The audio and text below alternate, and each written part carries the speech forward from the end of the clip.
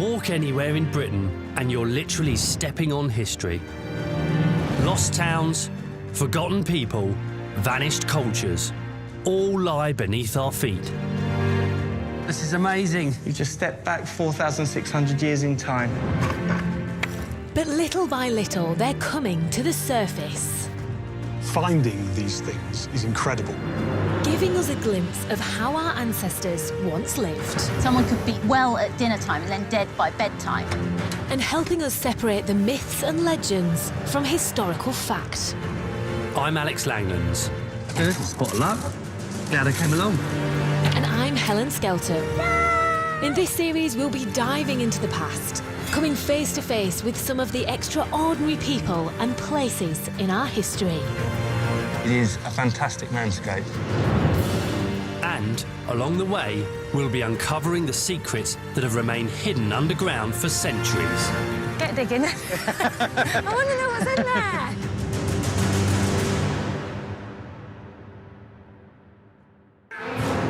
War, famine, disease, and death.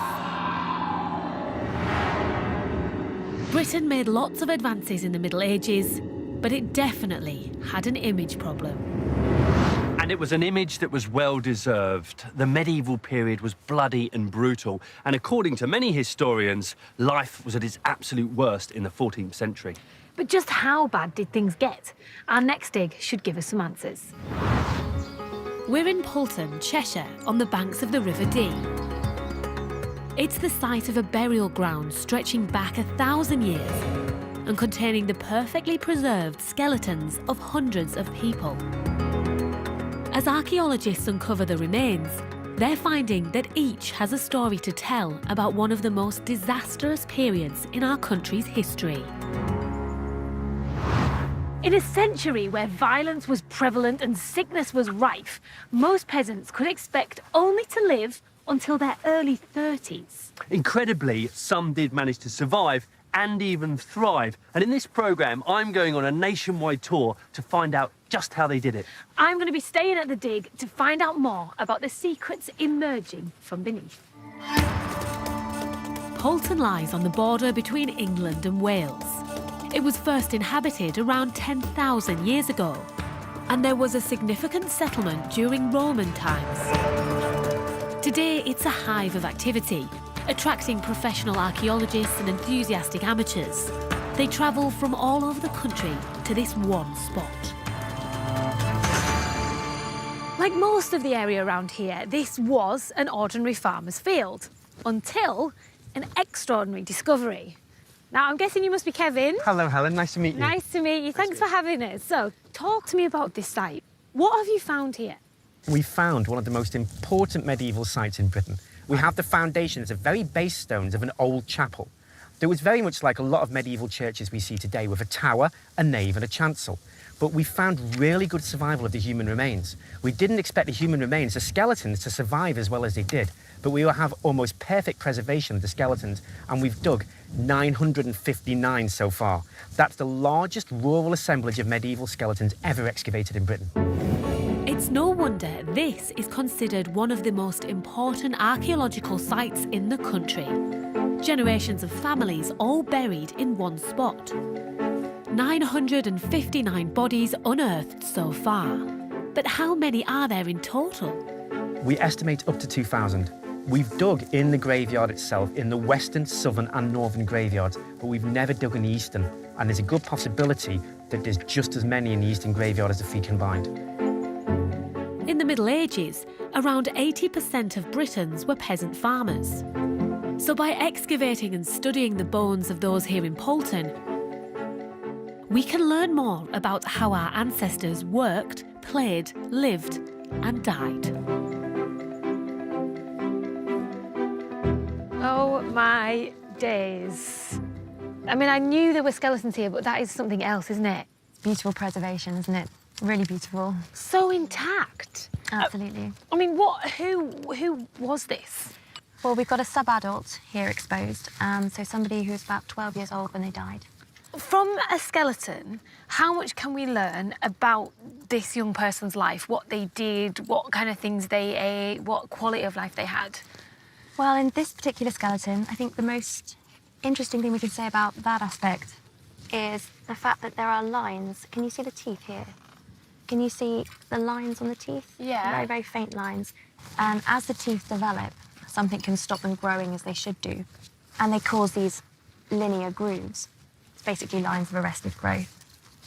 And the culprit of that, it can start from any stresses in the environment. The interesting thing about this individual, it hasn't got just one line across the teeth. It's got multiple lines. So it's happened again and again and again. So starting from about 1 year of age, we can see that this individual, this child, suffered some kind of stress from the environment, and it carried on. The stress was chronic, so it was throughout the child's life up until about the age of 9 or 10. And what would that stress have been? It could be an infection, it could be a lack of nutrients, it could be the lack of one particular mineral or a lack of calories in the diet, a tapeworm maybe, any of these, or any psychological stress as well. I mean, it tells you a lot about the history of this area, the history of these people. Life for peasants in the Middle Ages could be all too short. And the chances of them making it through childhood were no more than 50-50. But evidence of this kind of hardship in Poulton remained hidden for centuries. Throughout Britain, it's a similar story. Thousands of ancient villages have disappeared into the ground, and it's only when conditions are just right that we get clues to their existence. Long hot summers are great for holidaymakers, but they're brilliant for archaeologists. When the ground dries out, faint traces emerge, and a low sun in the sky casts shadows over lost archaeological sites. But all of this is best seen from above. Archaeologist Dominic Powsland has been flying over Britain for more than 40 years in search of sites that can't be spotted from the ground. So if there's anyone who can track down a lost medieval village, he's our man. Dominic, it looks like fantastic conditions for this kind of work, isn't it? It is. Particularly for the earthworks, taking an early morning or a late in the evening flight when you've got long shadows means that from certain angles you're likely to see much more than you would if you went to the middle of the day. So it's going to bring everything out in really quite sharp relief. Yeah, we should get plenty of relief because you've got nice shadows forming from the low sun. Today, Dominic's looking for the outline of Warren Percy, a North Yorkshire village believed to have been abandoned around 500 years ago. And what is it about Warren Percy then? What's the value of being up here flying over? It's immeasurable. You can actually see the structure of it as a village, which you don't necessarily see from the ground. Suddenly it's like turning on a light switch and there's the past. And there's Warren there. I might want to open the window and then lean over. Is the window open? Yeah, window open. Blimey. Ah, wow, there it is. Fantastic. This is exactly what we were hoping to see. The remains of a lost village that around 200 people once called home. Oh, goodness me, you can see whole platforms. It's absolutely remarkable. A whole deserted village there. So you can actually see the roads through the village, you can see the individual buildings. And it's quite something. It's quite fascinating. I mean, I could make out sort of house platforms, houses, garden plots, pathways, all there preserved in a series of earthworks. Yep, absolutely. And we have the great privilege of being in a plane where we can actually see it properly. Yeah. There's few traces of it now, but Warren Percy would have been a similar size to Poulton back in the 14th century. There are up to 3,000 more abandoned villages in Britain, and experts like Dominic are trying to record them all. If we look at the map, we can see there are very dense clusters of deserted medieval villages. Yeah. And they're all over the country. Yeah, this one in Lincolnshire is a really fine example. It couldn't be clearer, could it? You can basically read the individual houses. So, Dominic, what do we think happened to some of these places that caused them to be abandoned? With most of these, we don't really know what are the triggers that cause those places to become deserted over time. Right. So if you have a depopulation, whether it occurs because of famine or disease, the influence of climate, economy, property ownership, a whole load of different variables contribute to a point where increasingly people die out and they're no longer sustainable. Next, what were the greatest threats to life in the 14th century? How science is shining new light on hardship and hunger. There are stories of cannibalism, stories of people abandoning their children because they just couldn't feed them. And the mystery of the Poulton burial rituals. Does this ancient church hold the answer? Welcome to your doom. What is this?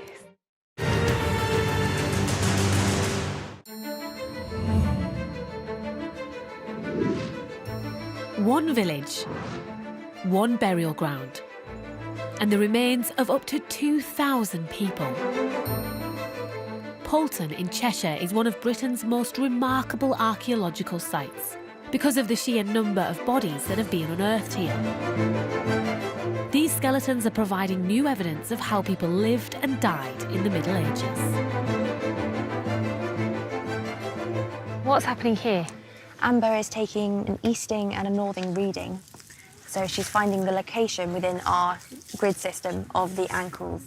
And she'll do another one for the pelvis and then another one for the head. So you know exactly where We it know, is? and the orientation it was lying in. Okay. And we take a level of the skeleton above sea level too. So a distance above sea level. So we can find out its location in space and its depth as well in the ground. Wow. As soon as you hear it, it's very easy to see what a meticulous, difficult, careful process this is. It takes some patience, yeah. Although this area has been farmed for thousands of years, the hard soil has made it difficult to plough.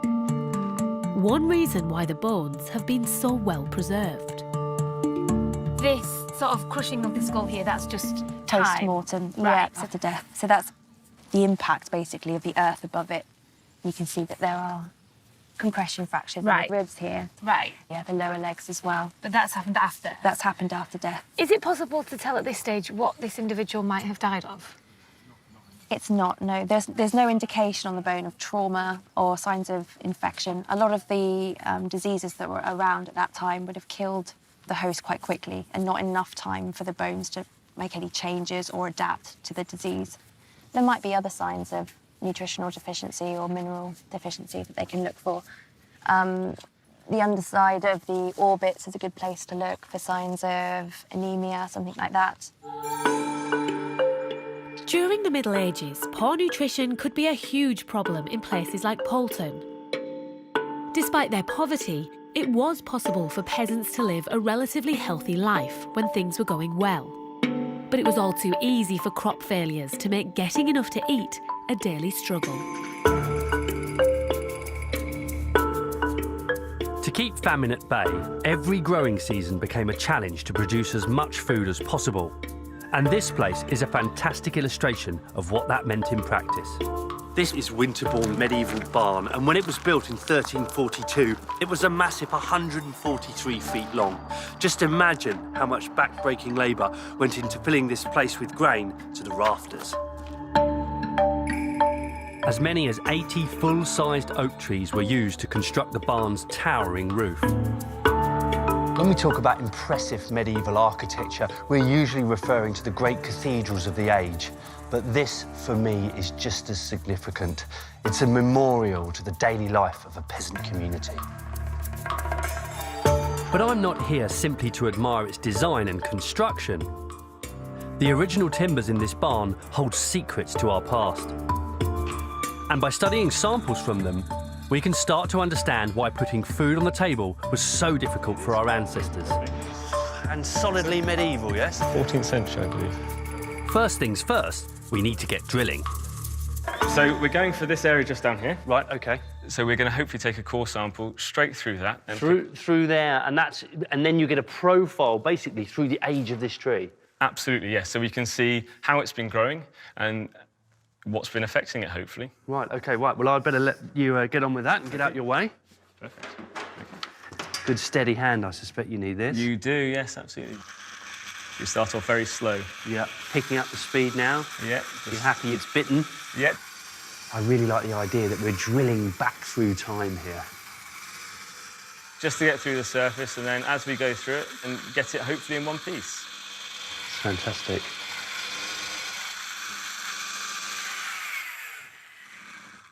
There we go, our core sample. So we try and take it out gently now. That last bit. There we go. And so we have that core.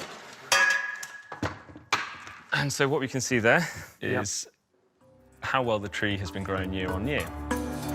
In the years leading up to the barn's construction, Britain was struck by a devastating famine. For centuries, we've only had written accounts from the time to help us understand what happened. Now tree samples like this are providing vital new evidence. At Swansea University, scientists have developed a new technique to unlock their secrets. As every schoolboy knows, if you count the rings here, each ring equals a particular year, but you're going beyond that, aren't you? Yeah, we're really interested in finding out exactly what the climate was like in the year when each ring was formed. What it comes down to is the rainfall. Yeah. Summer dryness and wetness, that's what we're trying to measure. The great thing about the wood is we know exactly which year it formed. The team measure heavy oxygen isotopes in the cell walls of tree rings. This determines the amount of rainfall that fell in the summer when the rings were formed. The process reveals just how tough things could be in the so-called century of crisis. This is a wooden graph, effectively, and high values mean dry summers. Right, OK. And low values mean wet summers. Right. Right at the start of the 14th century, we have the first indication of 2 wet summers together. OK, so back-to-back wet summers. Yeah, and this is known as a time when there was a real shortage. And then the real crisis starts to kick in here, actually. Right. And it's 1315. OK. And it was incredibly wet all year and everywhere in Europe. The whole of Europe. Yeah. Terrible harvest. Yeah. And then the next year, I don't think the harvest was much better. And then the next year, it's worse again. 1 year's bad enough, but 2 years, 3 years, ever-diminishing grain supplies. If you look at the whole record, Yeah. it's unprecedented. 800 years of British history. There's nothing like it, is there? No. And there are stories of cannibalism, stories of people abandoning their children because they just couldn't feed them.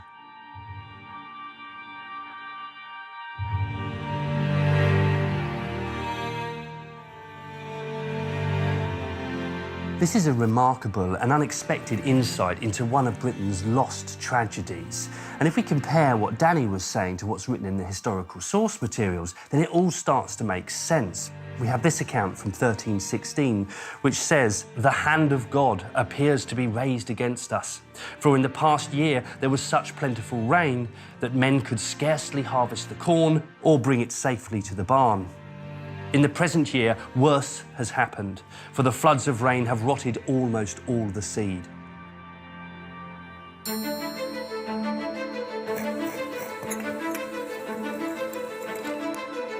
As the dig at Poulton continues, the team are uncovering more clues to the medieval way of life.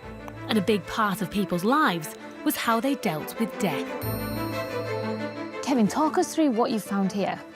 Well, at the moment, we have a burial of a child of around 3 to 4 years.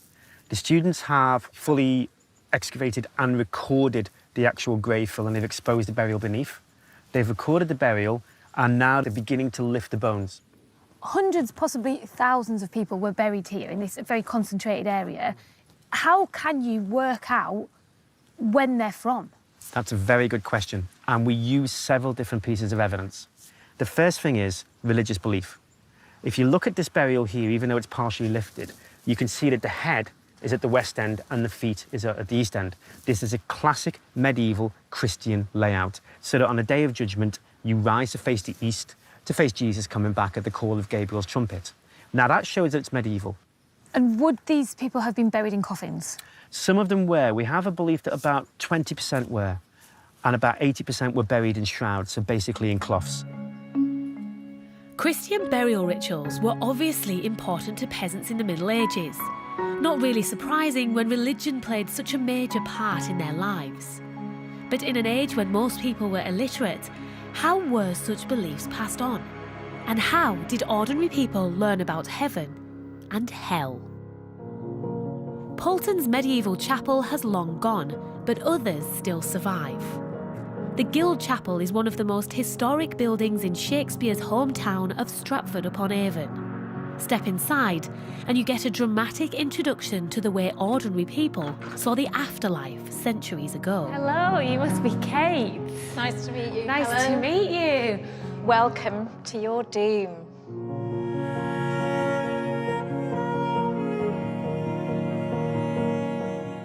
What is this?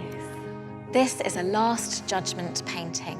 What you're seeing here is the moment when the souls of the dead rise from their graves on Last Judgment Day. And this is a really common image, one that would have been found in churches and chapels across medieval England, just like Poulton perhaps. The so-called doom painting is faded now. In the Middle Ages, it would have been brightly coloured and scarily detailed. Ah, wow, so is this a version of this? Yes, this is what the paintings would have looked like in 1496 when they were first painted. So here we have Christ, he's sitting on a rainbow in judgment. Now, it looks like everybody rises up from the grave. Is that what the belief was? Yes, when the Last Judgment trumpets sound and the dead rise from their graves at Poulton and in every other village in the country, and then they will be judged. So some of them will be heading up to the heavenly Jerusalem and others will be heading down to hell.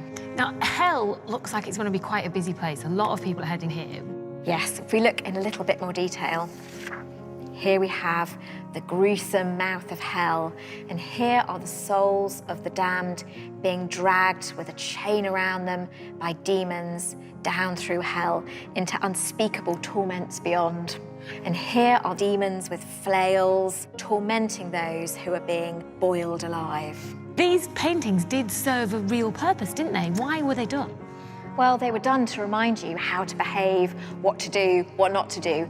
What better way on a Sunday of reminding people of your sermon by just turning around and pointing to the images on the wall. The villagers of Poulton probably had similar paintings in their chapel. But when England split from the Roman Catholic Church during the Reformation, many such images were defaced or destroyed. Others, like the Guild Chapel Doom, vanished beneath a thick layer of limewash. Interestingly, the person who was responsible for that was John Shakespeare in 1563-64. Hang on, Shakespeare, as in William Shakespeare? Yes, Shakespeare's dad. So how likely is it that William Shakespeare would have seen these paintings? Well, Shakespeare's only born at that time, so it's not very likely he would have seen The Last Judgment. It was too controversial. But there is another painting that he might have seen. Show me. So is there a chance that William Shakespeare would have seen this? Yes, there is a chance, and he might actually have walked through that door, which connects us from the Guild Chapel to the Guildhall next door, which was Shakespeare's school. So that's where he went to school on the other side, and he could have come in here to worship? Yes, perhaps he borrowed the key from his father and snuck into the chapel to see gruesome images like this, that perhaps later on influenced his writing. I love the idea of him sneaking in here. What's happening here? Who are these characters? Well, this takes us back to Poulton, perhaps, and our bodies in the grave. Here we've got a shrouded corpse. We've got skulls and bones in the grave. He's in his woolen shroud. And these individuals are reminding us in the text between them that you should live a good life because you're going to end up as the shrouded corpse in the grave. So are these worms? These are worms, yes, devouring the corpse in the grave. A pretty grisly image, but one that was very familiar to our medieval peasants in the 14th and 15th centuries. And then at the bottom, we have a Latin inscription, and this time it's the corpse speaking to us. It says, "Look on me and weep. As I am now, so shall you be." Coming up, the farmer's discovery that first brought archaeologists flocking to Poulton. He came up here with a spade, dug a hole one day and found that. And more secrets of the skeletons. Were these villagers victims of war? This is a case we call Arrowhead Man because lying on the ribs was this arrowhead.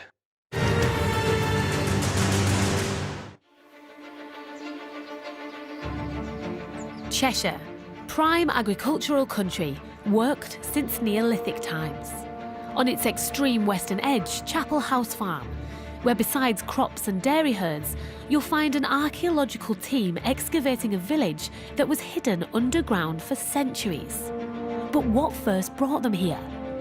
Richard Fair inherited the farm from his father, Jerry, the former mayor of Chester. Richard, this is your land. Tell me a little bit about this site. We took this farm over in about the early 1960s, and my father saw that there was the site of a chapel marked on the Ordnance Survey maps. So being inquisitive, he came up here with a spade, dug a hole one day and found that. And what is it? That's a 15th century, I think, floor tile, which would have been used to floor the church and any other buildings that were about. Why was your dad so keen to get people here and get them unearthing and excavating? He wanted to find the history of the place. Having found this and heard other stories about what might be here, Father got someone from Chester City Council Archaeology and Liverpool University to come and have a look at it. It was a cold, wet, miserable February day, and they had to walk up from the lane over there, and they were looking pretty hacked off and fed up with it until they got onto the ploughed ground and they saw what was there, and I could just see the change in their faces, and that's where we started. Following that initial discovery, archaeologists located the village cemetery, providing us with a unique insight into life in the Middle Ages. So far, they've dug up nearly 1,000 skeletons. Ah, Ria, where are you? Hiya, Chuck. And today, they've discovered another one. Yeah, take a look at this. Cranium. So, fragments of skull. OK, that's looking good, isn't it? It does look good. What do you reckon? It's quite thin, isn't it? Juvenile? So juvenile. So the cranium's obviously compacted, but it looks like it's all going to be there.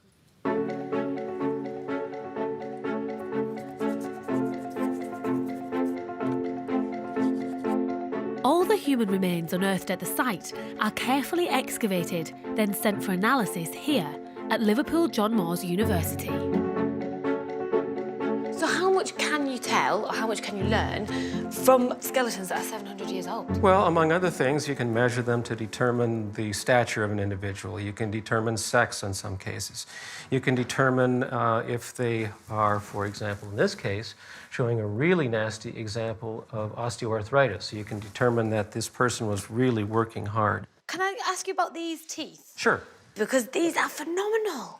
Well, they're nice, but they're worn. You've got dental wear because they're introducing stone grit into their wheat and their rye and their barley when they're grinding it, so that has a tendency to wear the teeth out. You can see all of this calcified plaque in here, and that tells you that they're eating a very soft diet. They're eating a highly processed diet. So that's not only giving us an insight into their diet, but also how they were making food. Yes, absolutely. The picture that emerges from some of these skeletons is a harsh one.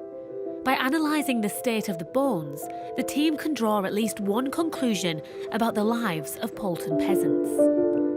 When all farm labour was manual, their work was back-breaking and dangerous. So tell me about some of these bones. Well, the humerus, the left upper arm bone here, has a fracture, and the clavicle, the collarbone, is also fractured. There's a bit of a fracture also on that rib.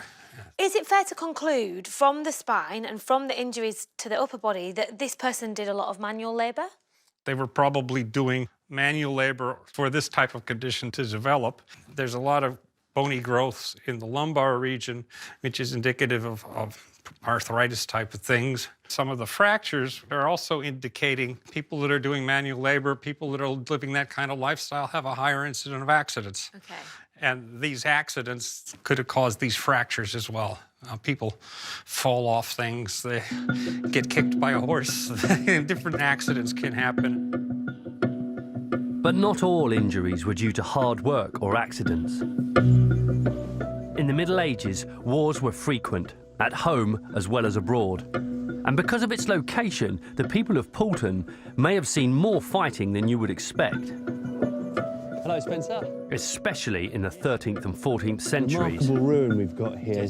Talk me through where we are at the moment. We are right on the border, so we are looking, if we look east, we are looking towards Cheshire and Poulton. OK, so very definitely English on that side. We look this way, we're right into Wales. Right, OK, so this is the real borderlands, isn't it? Absolutely. And what do we know specifically then about this castle and its origins? So this castle, it's on the border between England and Wales, and it's the castle of Dafydd ap Gruffudd. He is a Welsh prince, and King Edward I places him here on the border to control this part of the world in the 1270s. He eventually decides he's more Welsh than English, and in 1281, he attacks an English castle here on the border, at which point the Second Welsh War really gets underway. So that's like a sort of trigger point? Absolutely. Here on in Poulton's backyard, basically? Absolutely. So the atmosphere here, is it fair to say, in the medieval period would have been quite tense? There's lots of arguments and bloodshed in all the towns through here. Right. So you'll find English people raiding to steal cattle. You'll find the Welsh will go and raid and steal them back. Everybody's doing it. Right. It's a normal part of society. So it's pretty rough, wasn't it, the old 14th century? A very, very rough century in which to live. I quite like the 21st century. Just 5 miles from the dig site, this would have been the closest military base to the village of Poulton.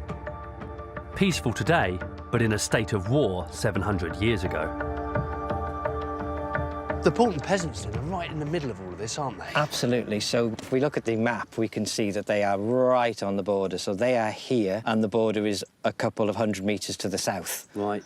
They're always going to have somebody passing through, be it Welsh or English. They're really in the thick of it here. Absolutely. Evidence of those conflicts has been unearthed at the dig.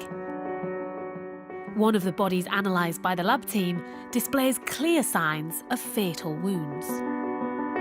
I appreciate that you can learn a lot about a person in terms of disease and how they might have lived, but can you actually tell how they died? Sometimes. It's rare, but you can on occasion.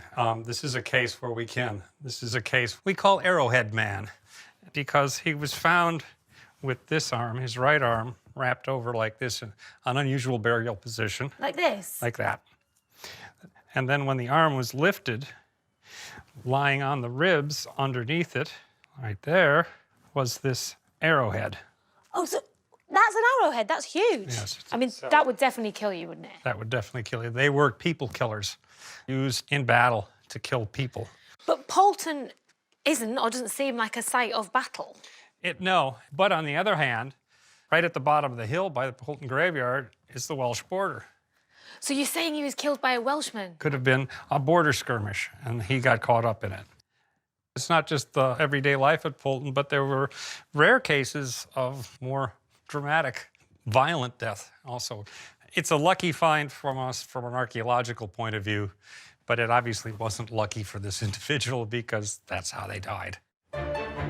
The bow and arrow was a common weapon in the Welsh border wars, but just as popular was the javelin.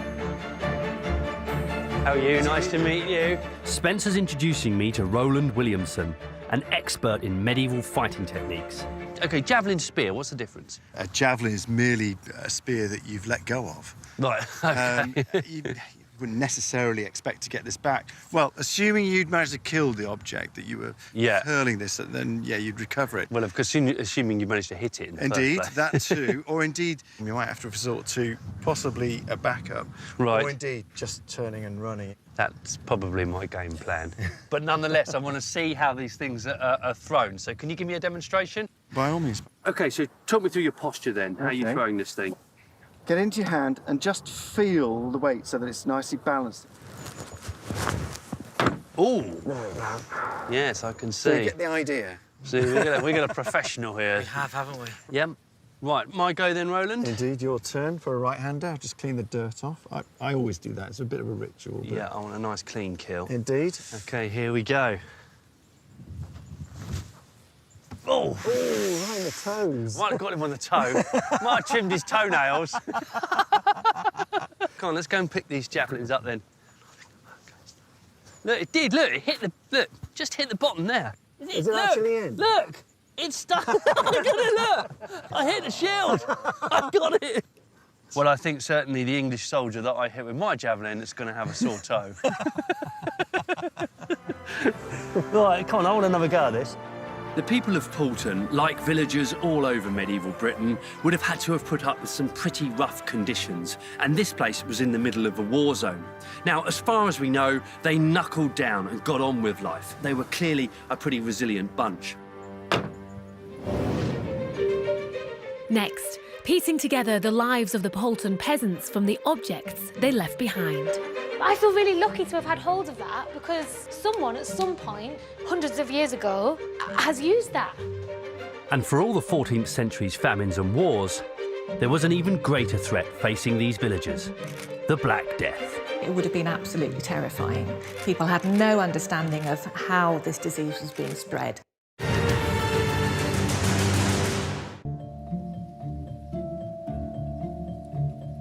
A lost ancient village and a series of incredible discoveries. Nearly 1,000 bodies, helping us understand more about the 14th century, possibly the most dangerous and troubled time in Britain's history. Our time here at Poulton is coming to an end, but analysis of the skeletons that have been unearthed here is revealing a massive information about the health and lifestyle of the medieval community, and that's work that will continue for years to come. But skeletons aren't the only thing that have been found here. I'm on my way to where finds are being catalogued and stored and tell us a bit more about the story of Poulton.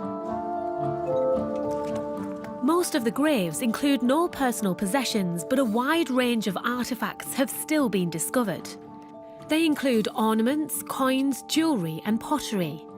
Many of the finds have religious connections. We're very lucky to have something like this. It's a little miniature jug. I feel like you're offering it to me, Janet, but I'm nervous. Are you sure about this? Okay. Absolutely. But how would this have been used? Well, this was probably used on the altar at the east end of the chapel, either for wine or oil. And it's quite common to offer comfort or communion to the local population, particularly in their hours of need and extreme, conditions. But I feel really lucky to have had hold of that because someone at some point, whatever the story, hundreds of years ago, has used that. The team has discovered hundreds of objects during the 2 decades they've been digging here.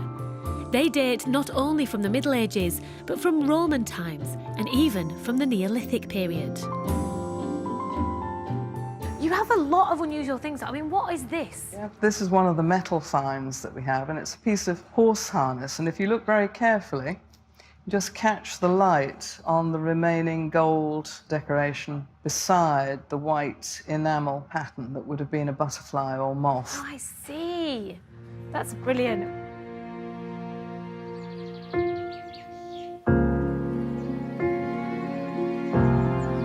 We've heard about the hard times many peasants lived through, especially during the 14th century. There were bloody wars and catastrophic famines. But then, in 1348, Britain faced a terrifying new threat. At Poulton, some mysterious double and triple burials could be evidence of a disease so deadly that it wiped out entire families in a matter of hours. The Black Death.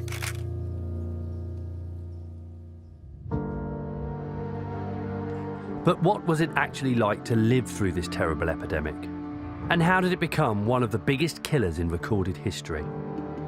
The answers have not been easy to come by. These are 3 images that up until recently were considered to be the iconic medieval depictions of the Black Death. Now, they were painted in the 14th century and they do depict some pretty nasty afflictions. However, they've since been debunked. We now think that this image represents leprosy and this one smallpox. It's unfortunate then that we have no surviving images from the time that tell us what the symptoms of the Black Death were. Pathologist Dr. Susie Lishman is an expert in infectious diseases. She's been able to recreate some of the telltale signs in vivid and gruesome detail. Hello, Susie. I'm already feeling a bit queasy, but what have you got for me here? Well, I have got a plague victim. Now, obviously, this is an actor, And this is somebody who's very much alive, so don't worry too much. And what sort of symptoms are we looking for then? I think the most obvious thing that we can see on our plague victim are these swellings in the neck. We've got large black swellings. Right. And the typical place for developing these lumps, which are known as buboes, is in the armpit. So the glands in the armpit get enlarged and they go black, and that would have been extremely painful. Right. Once the plague gets into the bloodstream and the bacteria pass around the circulation, they release a toxin and they can cause bleeding, both inside the body and on the outside. And what we're seeing here actually is gangrene, so the fingers, the extremities start to die. Now, if we were to think about the average British medieval village, if people heard that the plague was coming, they'd picked up that it was in the local market town, can you give me a sense of what life would have been like for those individuals, those communities, as they, one by one, contracted this disease? Clearly, it would have been absolutely terrifying. People had no understanding of how this disease was being spread. They will have seen death rates in some villages were 90 to 100%. And of course, what that did, that often made people flee from the villages to try and escape it. And all that meant was that they took the plague with them. And so this is one of the ways in which the plague was spread so quickly throughout the countryside, was people running away from it. So what do we know scientifically then about this particular form of plague which was rife in the middle of the 14th century? The plague is still around now in Madagascar, in the western United States, in China, and we don't see anything like the death toll or the mortality rates that were seen then. So something must have happened. If it's the same organism, which we now know it is, there must have been something else. Some experts believe the unusually heavy rainfall that led to the crop failures we heard about earlier could have played a part in the appalling death toll. People would have been malnourished, and that would have predisposed them to catching diseases because they wouldn't have had much resistance. So with people who were in poor health and who hadn't had enough food and were exposed for the first time to this new virulent organism, it's possible that that combination is what made the Black Death as fatal and extensive as it was. With death, famine, war, and now plague, the adversities of the 14th century really did come to embody the biblical four horsemen of the apocalypse. And when we look critically at the evidence, it's clear that that period was a particularly difficult time within which to be alive.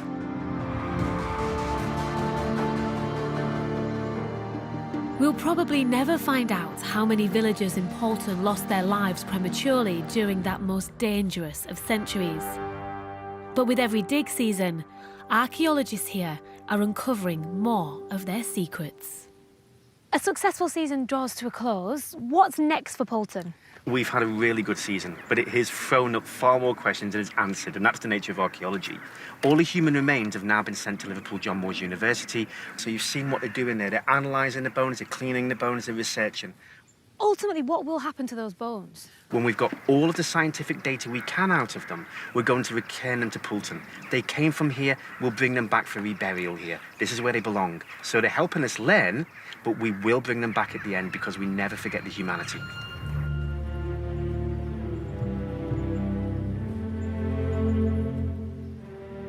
You know, Poulton is a really emotional place. When you look at those skeletons in the ground and you learn about the lives that they led, the struggles that they had, I mean, it's impossible not to stand there and sort of feel something really profound.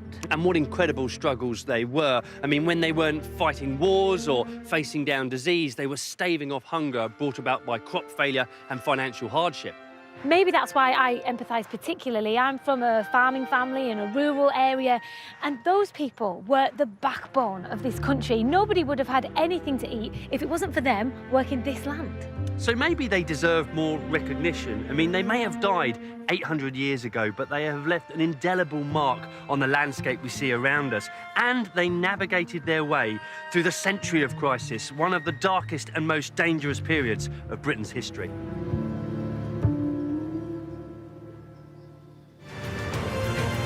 New Digging Up Britain's Past is on Wednesday at 7. On Monday night at 9, an incredible story of a project that many thought could never come to fruition in brand new building the Channel Tunnel 25 years on. Next tonight, we peek behind the palace doors to reveal what our nobility are really like in brand new Secrets of the Royal Servants. Problem. And it it was an image that was well deserved. The medieval period was bloody and brutal, and according to many historians, life was at its absolute worst in the 14th century. But just how bad did things get? Our next dig should give us some answers. We're in Poulton, Cheshire, on the banks of the River Dee. It's the site of a burial ground stretching back 1,000 years and containing the perfectly preserved skeletons of hundreds of people. As archaeologists uncover the remains, they're finding that each has a story to tell about one of the most disastrous periods in our country's history. In a century where violence was prevalent and sickness was rife, most peasants could expect only to live until their early 30s. Incredibly, some did manage to survive and even thrive. And in this programme, I'm going on a nationwide tour to find out just how they did it. I'm going to be staying at the dig to find out more about the secrets emerging from beneath. Poulton lies on the border between England and Wales. It was first inhabited around 10,000 years ago, and there was a significant settlement during Roman times. Today, it's a hive of activity, attracting professional archaeologists and enthusiastic amateurs. They travel from all over the country to this one spot.